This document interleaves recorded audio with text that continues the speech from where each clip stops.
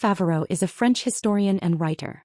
She has been a member of the French Institute of Oriental Archaeology in Cairo, a visiting scholar at the Institute for Advanced Study in Princeton, and a research associate at Oxford University for the major project Nomadic Empires. Her book The Horde: How the Mongols Changed the World, published by Harvard University Press in 2021, is an international bestseller. Currently, she is the director of the French Institute for Central Asian Studies based in Bishkek. So actually, I have never heard of the Golden Horde, the Mongol Empire, the Jochi, all these topics in French university, in French academia. It was like totally obscured, silence, nothing. So I discovered that by pure chance when I was at the university at La Sorbonne, so it's our major university in Paris. And suddenly I had this professor. He came to France from Czechoslovakia. He was, he left Soviet Union and he came to France, and he knew about Golden Horde and this kind of topic. And for him, it was very important. It was part of world history.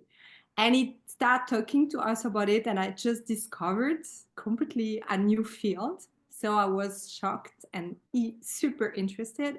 And I decided, so fourth year in France, you start really doing first research. It's like master, right? So I had to find a topic for my master. And I came to him and I said, I want to work on the Golden Horde. And he said, oh, it's going to be really hard because, there's no sources in France and the whole literature is in Russian. It's going to be really difficult for you. Do you still want to do it? They were like, yeah, I even more want to do it. So, and I was really excited by the topic. I went to the library, I dig into the old Soviet publications, and I heard about something that, was called at that time Mongol ili tatarskого iga, da? Iga. Huh? So, and I discovered this approach that was very negative, but I had another vision thanks to my professor, and also because I already started working on some sources. And I thought, okay, this is anywhere. It's a big empire. It's a big state. There's something big going on. So it's not just a simple domination. So I want to know more about that. Also, at that time, I was interested in learning about Islamization in Central Asia. And I discovered that, okay, you have the Arabic conquest, you have Abbasid period, but clearly there's something that is happening during Mongol time. So back to 13th century, 14th century, then 15th and so on. It's a very important period for Islam. That also triggered my interest. I was learning Arabic also, so I wanted to read some sources from that time. After that, I wrote a PhD. And my PhD was already Golden Horde, but it was focused on 15th century, so very late Golden Horde and early Kazakh history, if you want, because my interest was very much focused on archives problem. My question as a student, as PhD student, was, okay, I'm sure there were some written archives, written letters, written administration documents that were lost, and those documents could prove that this Golden Horde Jochi state was super elaborated state, super sophisticated, exactly like the Roman Empire, like like the Ottoman Empire, and so written system was important. I was really interested in this question, so I started looking for documents also, and I got some scholarship and I could start traveling also. So I went to Vienna. In Vienna, they have wonderful archives.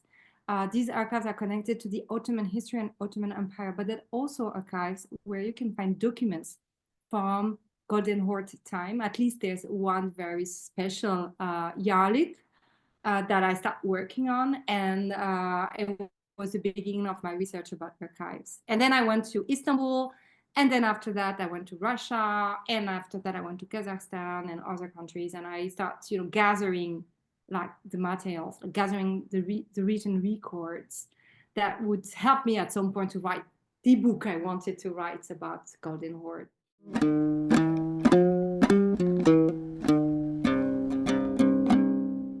The main argument for me is very much in the subtitle, Change the World, how it changed the world. And I really wanted to show, okay, this was a real empire. It was very powerful, but also created so many changes that did change the history and narrative of Eurasia and even beyond. For me, it was clear that was not a local history only, because I thought that even historians like me working on some medieval Central Asia sometimes suffered from being a little bit outcast from world history, okay, but it's very specific. It's nomadic culture, it's nomadic history. Well, it's not as important and as big as Roman Empire typically, but also like, I don't know, Great Britain, whatever. So even European history. And I wanted to show, because this is what I was seeing in my sources, I wanted to prove and show that this Golden Horde changed so many things, that there's before Golden Horde and after Golden Horde. And the world after is not the same. And that was really important for me. And in the book, my main argument was also to be, I'm a very pragmatical historian. I want to prove things, I want to convince you. So I will have to show you documents. I will have to have strong arguments and to develop them and give examples. And that's what I try to do in this book.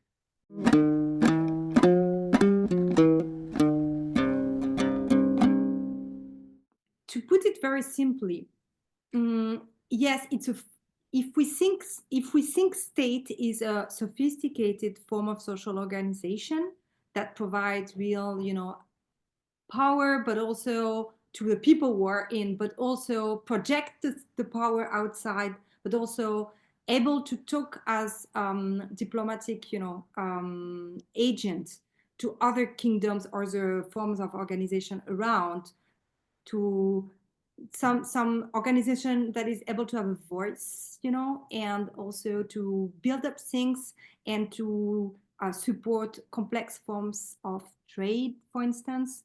All this is there in the Golden Horde. That is clear, that is sure, there is no question about that. Now, how much the Qazaq Khanate comes from Golden Horde, how much then Kazakhstan comes from Qazaq Khanate is even another question. But I think we cannot deny there's a link.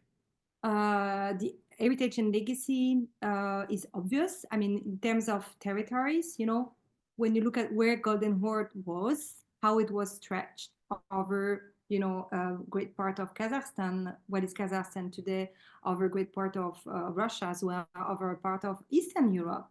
We cannot deny there's territorial legacies, and that some people live there, but just, had their families living there and created like local dynasties. And after generation and generation, some people stayed. Some people left. Some people stayed.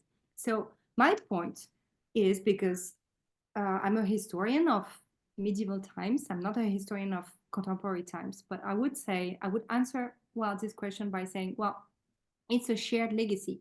Golden Horde is certainly not only Kazakhstan, because you look at it, the territories are bigger and a bit different also.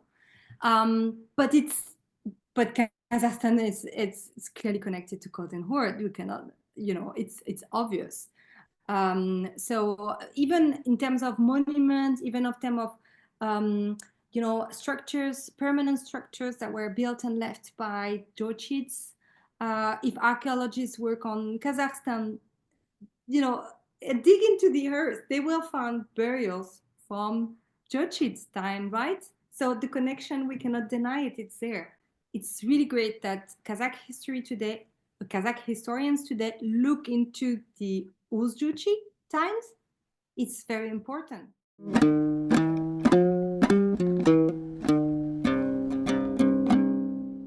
Trade is a strong legacy from Golden Horde times, and then also nomadic energy that it's in it, mobility. Also, the ability to be super creative and to have, be able to have offer new ideas to connect better, to exchange better.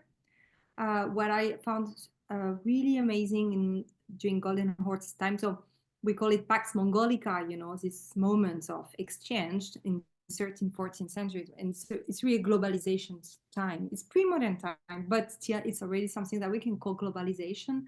The way they, in the one hand, of course there's the idea that you have to control a little bit. It's not like free markets. It's not that didn't exist at that time. So they're this will to control, but they really want to support exchange, and that's very interesting to see how they try to build up some tools for that. So you have a passport, we try to control you, but same time we don't want you to pay too many tax as a trader, for instance, and also we will protect you on the road with your caravans, and traders were protected in some areas in the steppe when they were coming from foreign countries.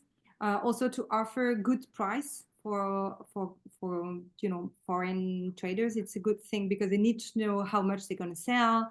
They need to have some safety. I understand the notion of Silk Road, which is very famous, but I think that the notion of Pax Mongolica is even more interesting and more important in many ways, because Pax Mongolica was much bigger in terms of trade exchange. It covered more than Eurasia, and it's real time of globalization. Of course, there were rules that were invented before. There were systems like postal systems, supply system in Central Asia before Jochi times, but Jochi made it so bigger. And I think that the idea that Central Asia is a crossroad is very positive also. It's show us what Central Asia can do as a big region, and how much it can help. Well, I mean, I think communities to live together, exchange. Of course, there's a level of control still today, but it's great to see when frontiers open. I mean, to be honest, because when you're a medieval historian like me, frontiers are not back in 13th, 14th century, they are not where they are today. So it's always a good thing to see when frontiers in Central Asia open up, because there are a lot of common, also features, common rules, common understanding among people in Central Asia. So it's great when you see that Kazakhstan promotes such a great idea of Pax Mongolica and exchange.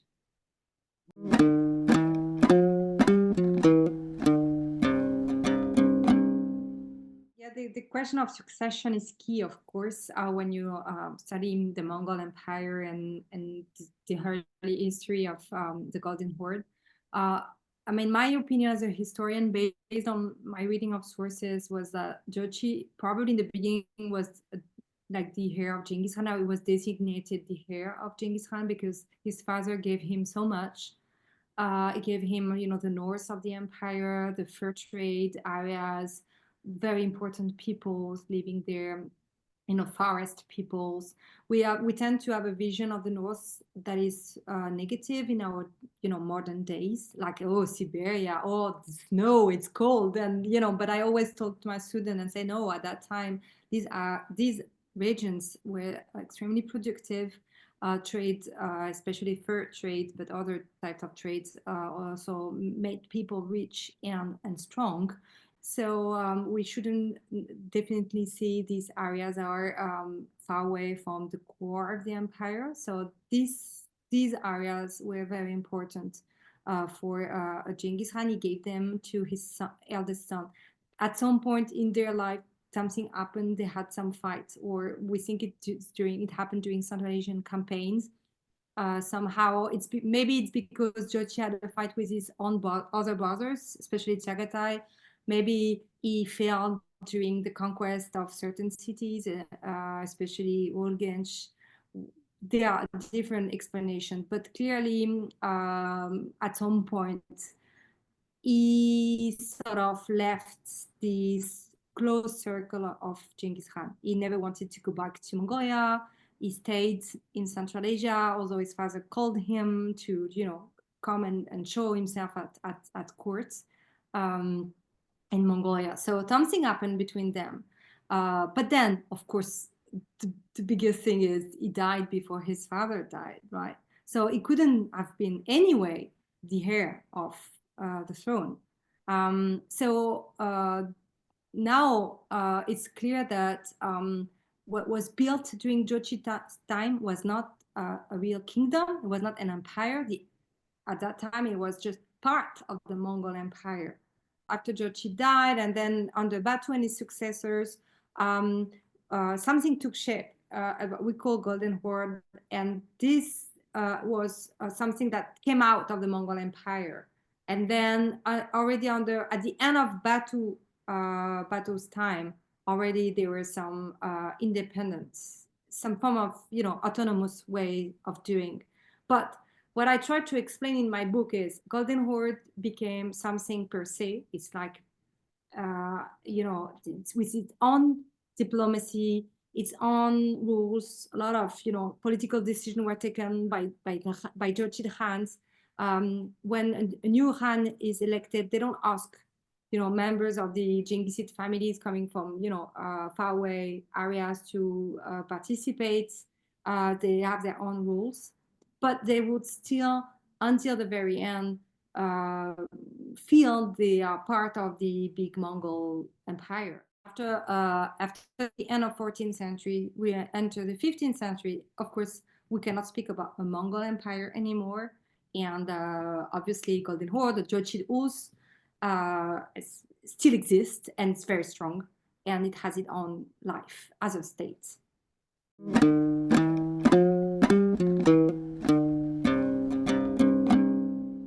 We have different version of how the decline start and how it disappeared. 14th century is a complex period, especially after the Black Death or after the plague pandemics, right? Second half of 14th century, Mongol Empire really declined in different areas, but we still know that end of 14th century, Jochis are very strong, are still there, and they are still something that we can call states, or Ulus, if you prefer, Ulus, in the territories of the Golden Horde. So my vision of it is that certainly not the end of 14th century. 15th century has to be taken into account when you work on the history of the Golden Horde. It's a very interesting period. It's very complex also, but it's super interesting to see how despite the end of other Genghisid dynasties, the Yuan stopped in what is China today. In Iran, of course, you don't have Ilkhanid anymore. But the Jochid are very strong and are still clear leaders in the great region in Central Asia. So I wanted to show how they sort of more than survived the end of the Mongol Empire, but also how they even developed being creative, how they also found a way to reinvent themselves. I worked with colleagues on the concept of shape shifting, and I think it's really convenient when you work on the late phase of the Golden Horde to use this concept. It's Pekka Hamalen, was a professor in Oxford University I worked with, and he specialized, on Comanche Empire and Lakota Empire as well. So northern, of course, he specialized on Northern America, but he developed this concept of shape shifting, which is very specific to nomads, how they are able to, when they have to face difficulties, when they have to fight, how they are able to reinvent themselves politically, economically, in so many ways. And I thought that it was a great way to explain the 15th century for the Golden Horde. And I was really happy also to show how a state or a dynasty or people transform into something else, to show connections with later periods. So with, obviously, so the Qazaq Khanate. And it was really important for me to show that people could connect, like people, readers, right, of my book, that they didn't disconnect completely the time of the Golden Horde and then Kazakh history starts. No, there are connections. It's shape shifting. It takes another form. Of course, centers, peripheries changed. The lower Volga became, like, at some point, not a political center anymore.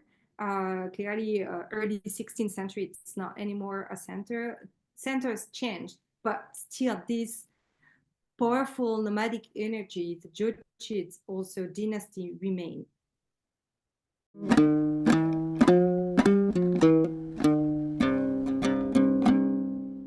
As Khan of the past as dictators, or they compare modern dictators with the rulers of the past, the Genghis rulers and the Jochi rulers especially. I think it's a complete mistake. When you look at the sources, you see how much collaboration and negotiation there were at that time. The Khan is not alone. First of all, he has a wife, and we can call it Khatun or Khatan in modern Mongolian, but the wife is very important, and she also like she takes political decisions. She can receive ambassadors from foreign countries. She has her own, traders. So the Khan is not alone. He's also he has of course he has advisors, but more than that, he has to do politics with nomadic leaders. The nomadic leaders, they are called the Beks, Bey in sources, Noyan in other sources, or different words to name them. Some are not directly connected by blood to Genghis Khan, but still it's nomadic nobility. Many are Turkish-speaking nomads, and the Khan cannot do anything without them. He has to, first of all, he has been elected in a way. As we know, it's not a simple succession system. There's a lot of negotiation. It's not because you're the son of the previous Khan that you're going to get the throne. It's you really have to convince the elite, nomadic elite, that you're able to, and you have contenders.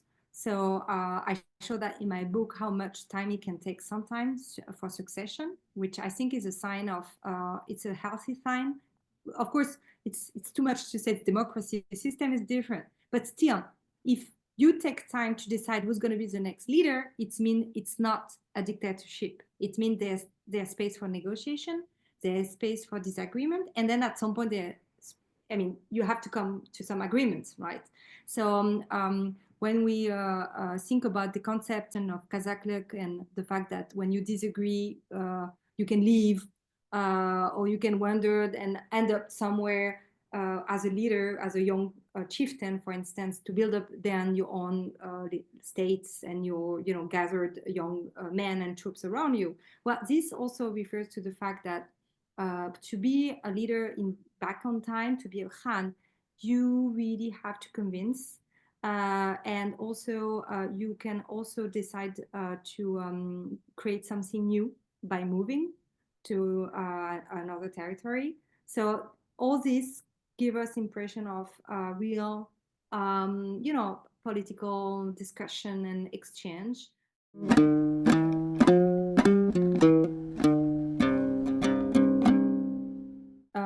Significant change during Mongol Empire time, and especially during Golden Horde time, really is the way people start to envision the world, because they were much more connection than before.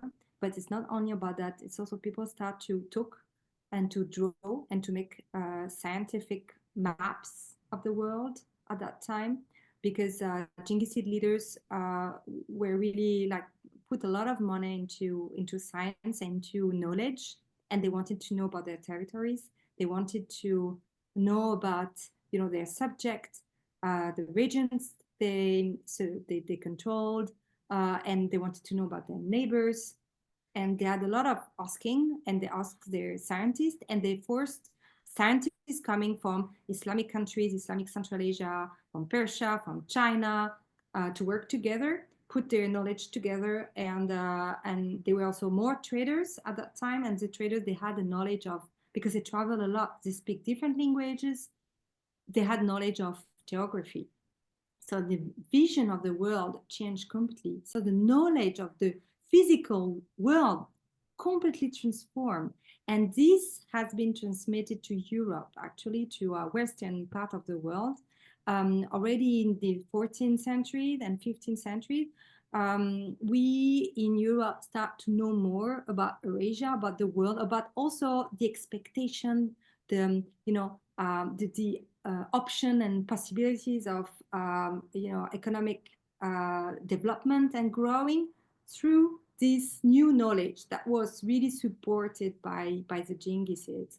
And I think also that this new knowledge of the world is a knowledge that is not so much influenced by religion at that time. It's a knowledge that is really grounded into science and into physical observations. It's like a merchant would say, oh, I've seen this city, there are such a number of persons living there, and you can find such and such product. These are the questions that were asked at that time. It is very different from the religious knowledge, the cosmology, mythical cosmology, and that also was important for other reasons, right? So it's a different type of knowledge. But I think that is, in that sense, this period is a complete shift in the relationship we human societies have to our the world we live in, like with Mother Earth.